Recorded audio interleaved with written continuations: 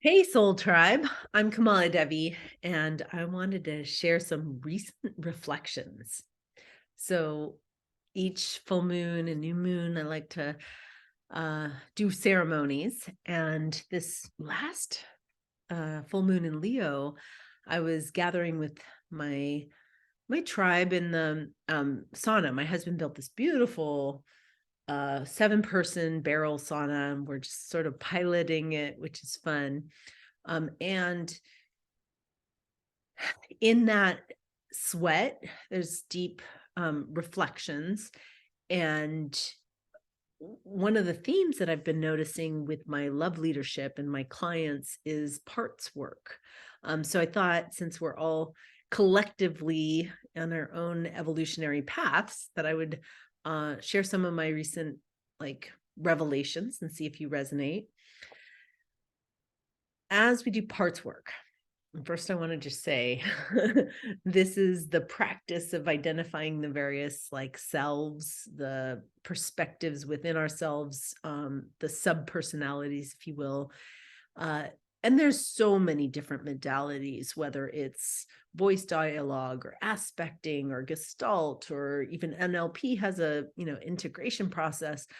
There's many different processes, practices, tools. Essentially, it's a getting to know one's self, like the congruent whole self, not just one's identity, like who we think we are. So in a meditation that I've been working on with the love leaders, we're looking at where are the spaces in which these parts of us can actually commune and connect. So the metaphor, of course, is I'm in a sauna and I'm speaking to my beloveds who are like reflections of me. It's almost like talking to another me in this womb space. But, where is it that we do our parts work? Is that in a yoga room where you can take a pillow and say, okay, I put my mother self here, and then I put my inner child here, like have them dialogue? Or is that in meditation, in the inner space? My experience in my inner space is like a boardroom or a conference room where every aspect of me has a different place at the table, like its own chair. It's welcome to the to the room, and there's like a rotating chair, like someone who is in charge. And sometimes that part that is in charge is like the logical mind that's rational, and sometimes it's like the part that is like, if it's a Sunday, for example, it might be like the lazy procrastinator that doesn't want to do anything. And so it's a rotating chair. Different parts of me take different take the gavel, the presiding gavel, depending on what the circumstance is, which is really, the invitation, once we get to know these parts of ourselves, is to listen to them and to call forth their wisdom in different circumstances. Now, the problem is a lot of times we'll find a part of ourselves that we don't like, that we judge, and we'll, want it to push it away, or we'll want to integrate it too soon, or try to deny or repress it, and that creates a fracture. So to speak more specifically, everybody has a high self, the enlightened, awakened, like inner guru, and then there's also like a wounded self. And everyone has outgoing social part that wants to synergize with the community. And there's other parts that are, there's people who are more introverted, but we all have a withdrawn part, or a shy part, or a part that needs to go inside. And it's also true that we all have our mother self or father self, or like a whole family constellation inside.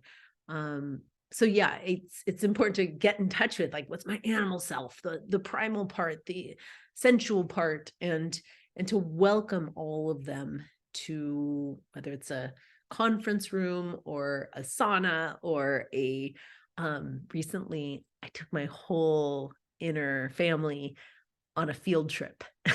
We went shamanically to a garden that's very sacred to me. When I lived in Hawaii, I was a botanical tour guide for a time. And so there was a very special garden that I brought all my parts to. And we had like a play date there to experience and express. And so my question to you is like, where do you gather? Because one of my love leaders found themselves in this immense, beautiful temple. And that space is actually more your body temple. That's more like not just physical body, mind, body, temple that welcomes all the diversity. And it's important to be more identified with the space itself than the individual voices and parts.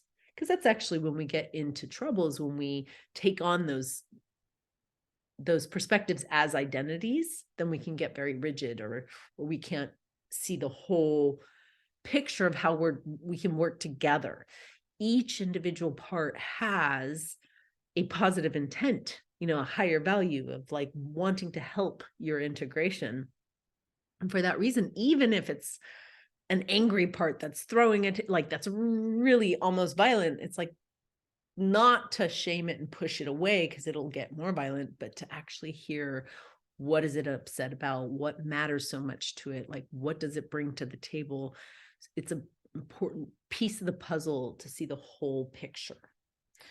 So I invite you to reflect on, where are the spaces where you can hear your parts? Like, what is the metaphysical or physical place to do the parts work? And I'm curious the harvest that you get from that inquiry. And it's sort of a meta practice, is to look at how we hold it. And if you have more suggestions or questions, I'd love to hear them. I'm especially also interested with working with healers or teachers or love leaders, anyone who's working in sacred sexuality and wants more coaching or mentorship on this and other powerful tools. Let me know and we'll set up a discovery call. So I'll look forward to an ongoing connection with you if you've subscribed to my videos or to my newsletter, and we'll stay in touch. Blessings.